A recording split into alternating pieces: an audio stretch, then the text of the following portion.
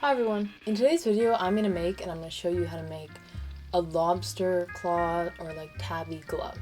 This is the pair that I originally had, I'll show you. And this is actually I think the lining to this glove, which I will also show you.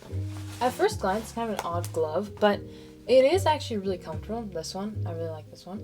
And I wear them quite a lot. So I thought, why not make my own pair? Only because this is a bit too big for me, and I wanted one that fits my hand better. Before we start though, I have to take this turmeric pepper shot. Bottoms up.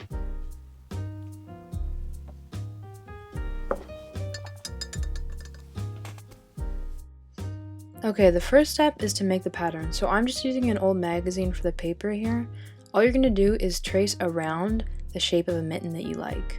Don't include the thumb in this, literally just the round mitten part. Then with your hand on the paper, you're gonna mark where you'd like your index finger to separate from the rest of the hand.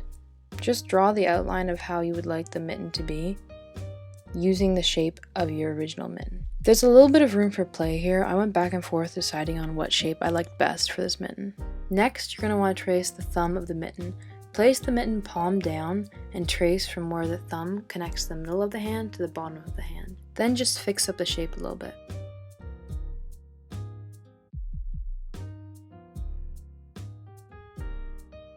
Last step of making the pattern, you're going to want to place your palm onto the paper and make this kind of semicircle shape. That's where the thumb is going to connect to the hand. And then just cut all the shapes out.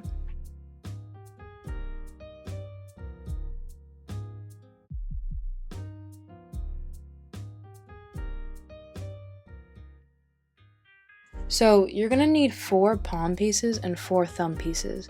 So I would say to arrange the fabric so you have to do the least amount of cutting.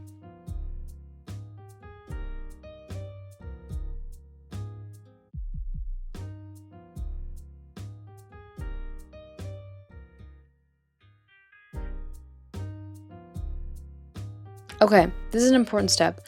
Out of the 4 hand pieces, on 2 of them, you're going to want to cut out the palms that we marked earlier on the pattern. So when you pin them together, you should have 2 pieces that are exactly the same as the pattern, and then 2 pieces that have the semicircle palm cut out. Okay, so after you cut everything out and you pin it together, you should be left with 2 pieces like this. Sorry. And this will become the glove like this. And then you should also have 2 of these guys. So these will be the thumbs. I'm going to use my serger, but you could totally do this with just a sewing machine. Just do a zigzag stitch around the whole thing.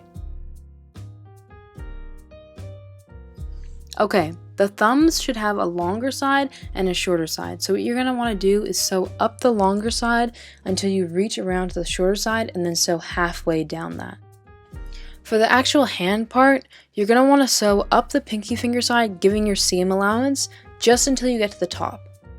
This is only relevant if you have a serger, I think. What I'm going to do, because I don't want to cut any excess material around the fingers, is I'm going to come in here.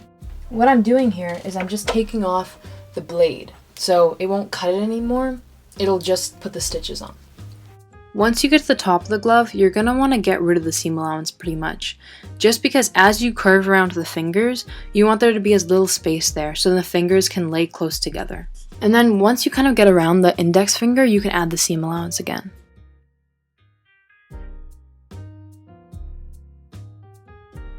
Okay, basically what you're going to do is you're going to pin the thumb to that semicircle that you cut out earlier. And you're going to sew from the wrist part of the glove all the way up to the thumb. So this will end up being the inside palm of the glove.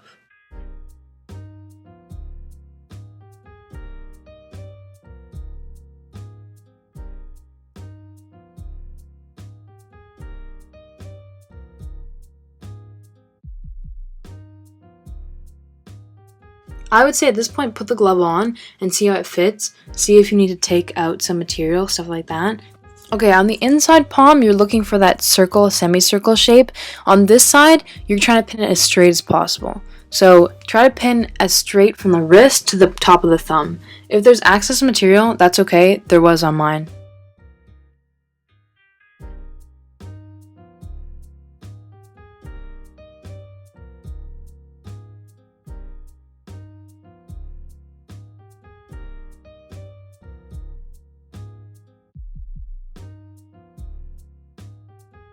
If you use a sewing machine, you'll probably have excess material throughout the glove, so just go ahead and clip that off. If you use a serger, just get rid of the long threads and then try and flip them inside out. And then they should look like this. This is what they look like. I think they're so adorable. Are you kidding me? They're so cute. Yeah, so that's pretty much the end of this video.